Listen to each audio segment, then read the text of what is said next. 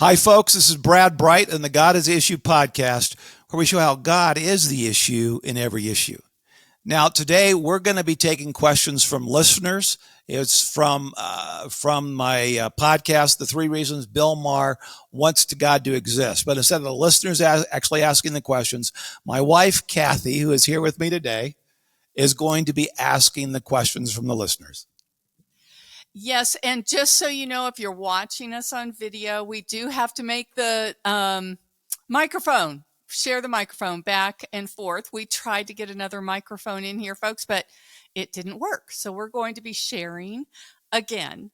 And I want to remind you of what those 3 points Brad made in the podcast were. The 3 reasons Bill Maher wants God to exist. He said we want God to exist because followers of Jesus have changed your life for the better. And then he showed how that is true. He also said that we want God to exist because if he doesn't, survival of the fittest is the only remaining basis for morality. And that's a scary thing. Then finally, he said, we want God to exist because if he doesn't, then morality is a fairy tale, just like Santa Claus or the Easter Bunny.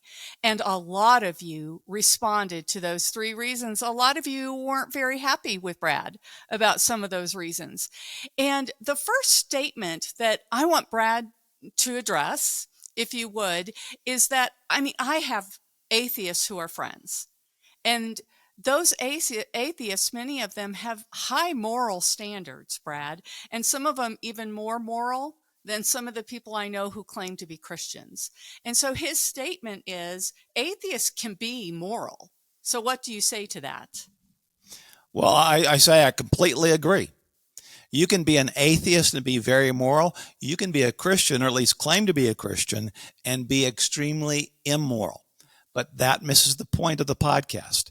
What I said is that if God does not exist, nothing obligates me to be moral. There's nothing in the universe that obligates me to be moral if God does not exist.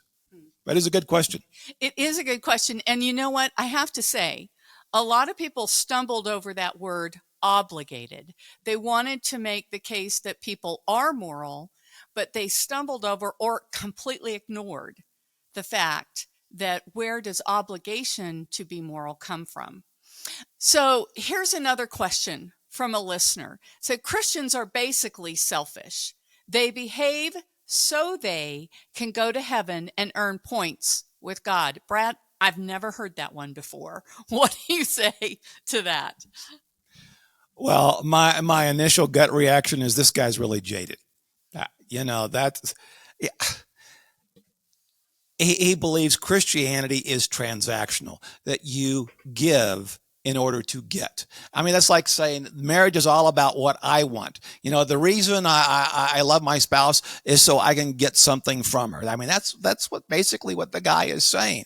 That wouldn't work very long. No, that wouldn't work very well at all. Marriages that are based on that, give to get, that they don't last very long.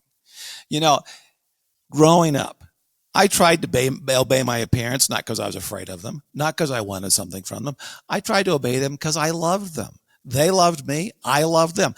I do nice things for my wife. Yes, you do. Because I love her. I try to love my kids and do things for them because I love them. Likewise, I try to please God because I love him. And more importantly, he loves me. So I don't see why that's so hard to understand. I don't see why it's hard to understand either. I do a lot of things for you because I love you. And Brad I cannot pull the wool over his eyes. So if I did it for any other reason, you would know, right? Well, after living with someone for 31 years, you kind of develop a sense for what's really going on sometimes. And if everything's not quite on the level, you can usually sense it almost immediately. She can sense it from me more often than I can from her. But fortunately, 31 years, we actually do love each other. Yes, we do. And we love the Lord. And we do things because we love him, not to score brownie points. But so the next question is very interesting. The person said, you're quite happy to point out the good Christians have done, but none of the bad. And conversely, all the negative things atheists have done, but none of the good. So tell us about that, because I noticed that too. Well, I was hoping someone would notice. I did it for a very specific reason. It was rhetorical bait. First of all, I wanted to point out that detractors of Christianity, this is what they do all the time. They always talk about what? The Inquisition, right? It's what they bring up every single time. But do they ever mention a single thing that Christians have done that has been for the good of culture, good of society? Not a single one. See, I simply reversed the scenario, and their reaction was predictable. So that's the first reason I did it. The second reason I did it is atheists always talk about how noble atheism is, but they omit the horrendous atrocities that some atheists have perpetrated on the human race. Like Lenin, Stalin, Pol Pot, Chairman Mao. You see, my goal was to both highlight what they always leave out, and then to point out how humanity has benefited in real ways because of Christianity. That's so good. And actually, it was encouraging to me because I can't tell you how many times I get those kinds of arguments, people blasting me and people of faith for the things we've done, but never ever do they say, I'm so thankful for the Christian hospitals. I'm so thankful for how you all feed the poor. I'm so thankful. Nope, don't hear that. Only what we do wrong. Very good. Another listener along those same lines said, you are happy, Brad, to drag out Joseph Stalin and Chairman Mao, like you just did, for their atrocities, but give no mention to the various witch trials and inquisitions throughout history, which only could have existed because of the Christian worldview at the time. That's a pretty typical question, pretty typical accusation. But you see, it begs the question, what is a Christian really? See, there are a lot of goofy ideas out there of what a Christian is and isn't. See, most people assume that if someone claims to be a Christian, they must be a Christian. I don't. See, I can claim to be a car. I can sleep in a garage, but that doesn't make me a car. I can claim to be a Christian and sit in church every single Sunday. But folks, that doesn't make me a Christian, right? Right. Exactly. I know people who do that, and they are not Christians. So, but also, Brad, what about this one? How about all of those people who claim that they believe in global warming, and yet they fly around in their private jets all the time? So do they really believe in global warming? I think their actions speak louder than their words, which is what this gentleman was saying. Sometimes actions are not reflecting what a Christian really believes. Yeah, and that's the challenge in life, isn't it? We say we believe one thing, but our actions say we believe exactly the opposite. And so we can all approach this with a little humility, because I think for all of us, our actions never perfectly reflect who we think we are, even in our own heads. If we're really honest with ourselves, we'll say, maybe I don't really live up to my own ideals, whether it's Christianity or even whether it's global warming. I think some of these folks who say they believe in global warming really think they do, but their actions certainly don't support it when they go flying around in private jets. True. Anyway, but let's move forward here. Let's define what a Christian is for our listeners. See, a Christian is a person who realizes that they are irreparably broken inside and can never be good enough to please God, at least not in their own efforts. So they trust Jesus to rescue them from their brokenness. That, at the most base level, is what a Christian is. See, a Christian's not perfect. Let's rid ourselves of that fairy tale right now. Christians are not perfect. Brad Bright, when he looks in the mirror, he's not perfect. See, but over time, here's the point. If I'm truly a follower of Jesus, my life should begin to change to reflect what I say I believe. So if a person's actions really do not support or they repudiate what they say they believe, and that doesn't start to change over time, they should really begin asking themselves, am I really a Christian? See, in general terms, a Christian is a person who follows Jesus, who places their trust in him, and who does what he taught. You know, Jesus said we're to love God, love our neighbor, love our enemies. Those are the core teachings of Jesus. And if our lives repudiate that, we really do need to look in the mirror and ask, am I really a Christian? See, Stalin and Mao and the Inquisition and the Salem witch trials all had the same basic problem. They all started with a broken view of God. See, on Jesus' three commands, based on those three commands, the Inquisition was no more Christian than Stalin or Mao. Wow, that is so true. And you don't hear that very often, but it is so true. No more Christian, the Inquisitions. Good. Here's another one. You give credit to Christians for fighting to end slavery in the Civil War. And yet, it was also Christians that fought to defend slavery in the Civil War. So what do we do with that?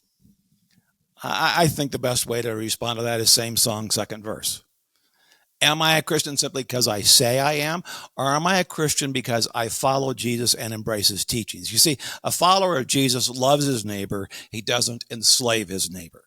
See, now, I want every atheist to pay attention right here.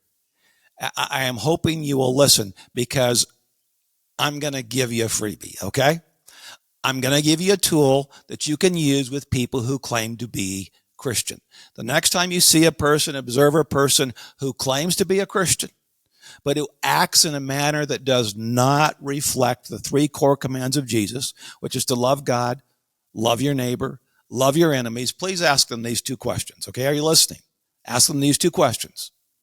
What did Jesus mean when he said love your neighbor? What did he mean when he said love your neighbor? Secondly, and this is frankly a zinger that I think more Christians need to hear sometimes, is how can you call yourself a Christian when you don't do what Jesus taught? That is the critical issue. I wish more Christians would ask themselves that question. I should ask myself that question more often when I look in the mirror. You see, these two questions will make a lot of insincere, half-baked Christians squirm just a little bit. It'll also, though, help you figure out if they're truly followers of Jesus or not. That is so good. And we all need to be held accountable to living the way Christ has called us to live. And I love that. I get a little squirmy when I think of someone asking me that question, but it's a good question, and good questions to ask. And I hope that if someone ever sees me acting in a way that doesn't reflect the values of Jesus, that you would ask me that question. Okay, so here's another one. It's rather lengthy. It's actually from someone who really was very thoughtful in his questions. And so here's what he said. He said, you ask, why are people obligated to follow moral laws? The simple answer is, you're not. The far less simple but more accurate answer is that certain moral beliefs benefit the survival of humanity as a whole, and those beliefs tend to spread universally. He also added that survival of the fittest, in quotes, applies to the survival of the species, not a given individual. His response was a lot longer and a lot more detailed, but that was the core of his argument, and he wanted you to respond to his thoughts on that. Can I start by saying, finally? Finally, an atheist who is both a thinker and is honest? Now, let me say, I disagree with him, but I commend him and I respect him for being thoughtful and for being honest. Now then, for all you other atheists who attack me for stating the obvious, that is, that without God, moral obligation cannot exist, I encourage you to learn from this guy. He admitted the obvious and then gave a thoughtful representation of his belief rather than some knee-jerk response. Now, let me respond to his argument. First, I'm going to talk about the whole issue of survival of the fittest. Survival of the fittest. He said it applies to the species, which is correct. But he also said it does not apply to the individual, which is incorrect. According to evolution, mutations must first work for the individual entity before they can be passed on to the entire species. So to say that it doesn't apply to the individual really is incorrect because it applies to both. So he's half right, half wrong. Now, likewise, if an individual does not see a specific behavior as beneficial to them, they won't implement it and therefore pass it on. For instance, let's just do it for instance. Take the general principle of honesty. You know, I often heard growing up, honesty is the best policy. Now, I think a lot of you would probably agree with that. In general terms, I think we are in agreement on that. However, throughout Latin America today, there's something called the morbida.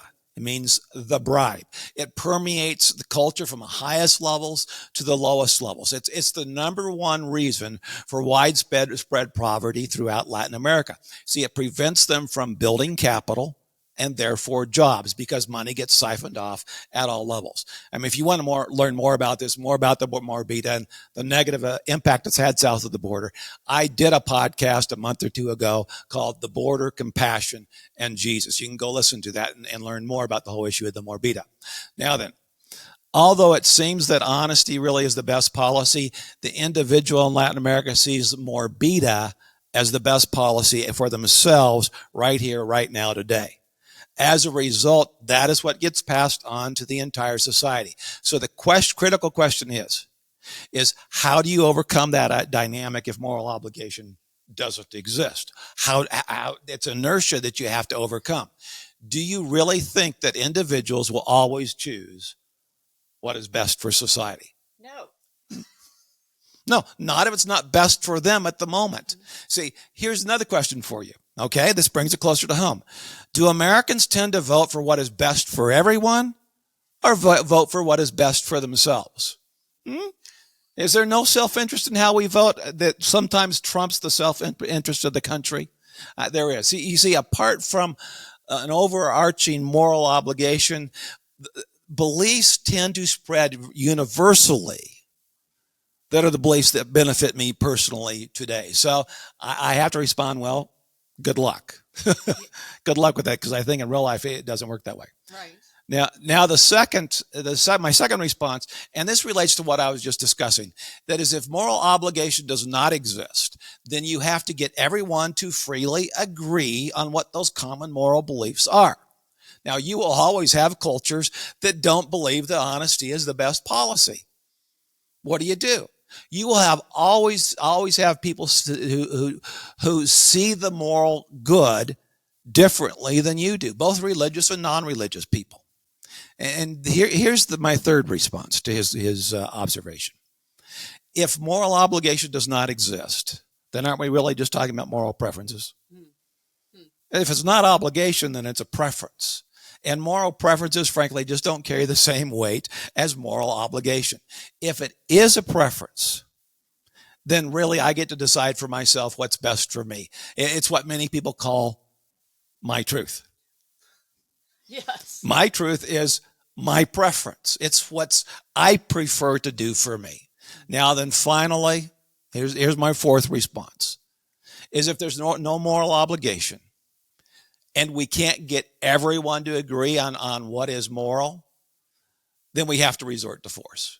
We have to. In order to get other people to behave the way you think best align with a moral good, you have to use force. I mean, that's just like what Stalin and Hitler and Mao and the Inquisition and the Salem witch trials, they were all operating according to their idea of the moral good. And that's a problem. It is a problem. And I would say one example that I see, and as a woman, this is important to me, is that right now we are seeing that in the world of women's sports. Women are being forced to compete against biological men who identify as women in a very unfair way that is morally wrong. They're being forced to do that because why? A group thinks that they should be able to. There are differences in moral beliefs, and so one group is trying to force their moral beliefs on another group to that other group's detriment. So there we go, folks. And we can go through all kinds of issues like that. So if there is no moral obligation, if there is no higher power, then it's simply my truth against yours, and I will enforce my truth by force. Yeah. And the person with the biggest stick wins. That's what it boils down to. Yeah. And that's not a very exciting proposition. All right. Last question here, I think. Why in the world would I want an all-powerful, inconsistent, authoritarian power in the sky reading all my thoughts? Why would I want a God who could end so much natural suffering, i.e., disease, famine, natural disasters? He could end it in an instant, but he actively chooses not to. Why would they even want to believe in such a God? First of all, let me say, I don't want to believe in that sort of an inconsistent God you just described. I want a God who's both perfectly just and perfectly loving. I want a God who is both perfectly good and perfectly merciful. You see, I think what Americans often want, and they're not fully aware of it, is they don't want a loving God. They want a tolerant God. A God that's more like Santa Claus, who will give them what they want when they want it. A God who grades on the curve. And folks, that's a problem. I'm being honest here. That's what I observe around people who want God to be a certain way. And frankly, what you want, what I want, really doesn't matter. It really doesn't matter. You know, God doesn't say, oh, okay, you want that? Oh, okay, I'll change who I am in order to accommodate what you want. Folks, that's not, if God really exists, that's just not going to happen. It's not going to work that way. Now, secondly, contrary to what most people think, and this guy referred to it in here, most droughts and famines are not caused by natural disasters. Probably 90% of them are caused by misguided government policies, not disasters. So maybe 10%. But most of them really, even when there's disasters, if we work together, we could overcome them very, very easily and take care of our fellow man. But because we're selfish and self-centered and we have bad government policies around the world, people suffer. Okay? Now, third, according to the Bible, mankind placed people in paradise. The challenge is he also gave them free will. And so Adam and Eve, with their free will, decided they wanted to do things their way, rejecting paradise. And the rest is history. We see it through wars, through struggles, through selfishness, and on. And we're simply living with the consequences of their choice. When I hear people talk like this, it's like they're entitled to live in paradise. Folks, you're not entitled to live in paradise. God is not your personal Santa Claus. I mean, he's not. You don't make a wish, click your heels 3 times, and you get what you want. That's not how it works in a fallen world. See, the issue is God gave us free will. And therefore, we have to live with the consequences of our choice, of our free will, and not just the consequences of our choices, but the consequences of the choice of all the people around us. You have to go one way or the other. You can't have your cake and eat it too, as the adage goes. So here's the question. Here's the bottom line question. Would you rather have paradise or free will?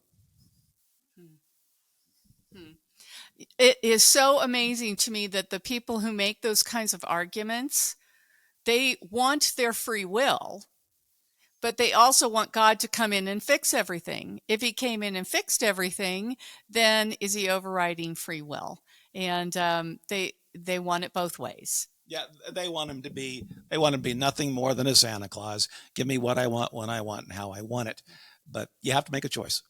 You do have to make a choice. And here's the challenging thing is, what if what I want is polar opposite of what Brad wants? And so Brad's over there asking God to do one thing. I'm asking God to do something totally different. It is just not that easy, folks. And so appreciate that. Yep.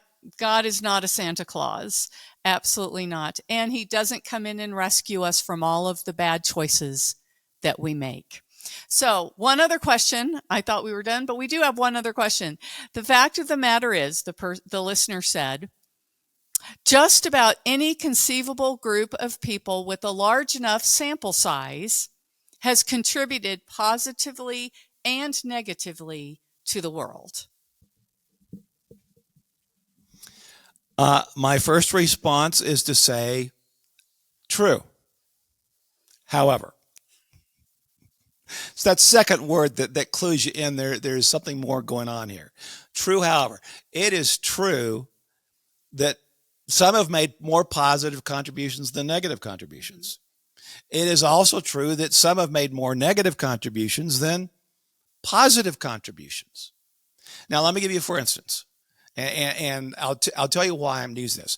Who has made the greatest contribution to the world? North Korea or South Korea? I'd say South.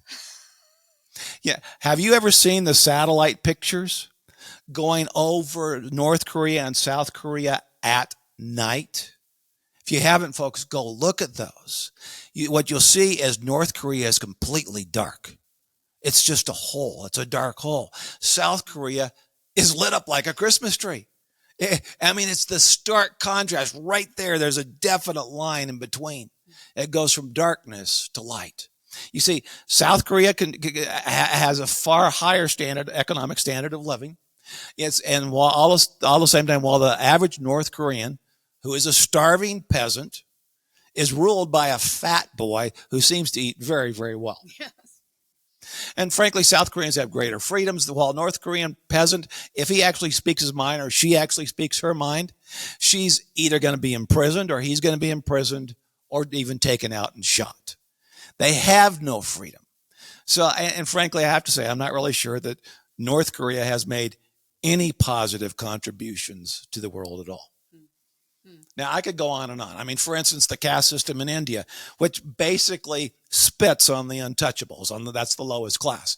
Or the social credit system in China, which the Communist Party uses to control everyone else. As I mentioned earlier, the more beta in Latin America, which traps many people in poverty. Or Islam, which often kills gays and adulterers. And folks, we can go on and on and on and on all day. So here's the question I want you to think about. Christianity gave birth to the scientific method. Why didn't the Chinese culture give birth to the scientific method, or Islam, or the Aztecs, or the Greeks, or the Romans, or the Babylonians? Were they dumb people? No. These were all very highly advanced cultures. And these cultures had a lot of smart people. So folks, what made the difference? I want you to think about that. You see, some people groups make more positive contributions. Some make more negative contributions. Now, never fall for the fairy tale that all cultures are basically equal. They're not. Although every person has equal worth and equal value in the eyes of God, not every culture contributes equally. You see, God really is the issue in every issue.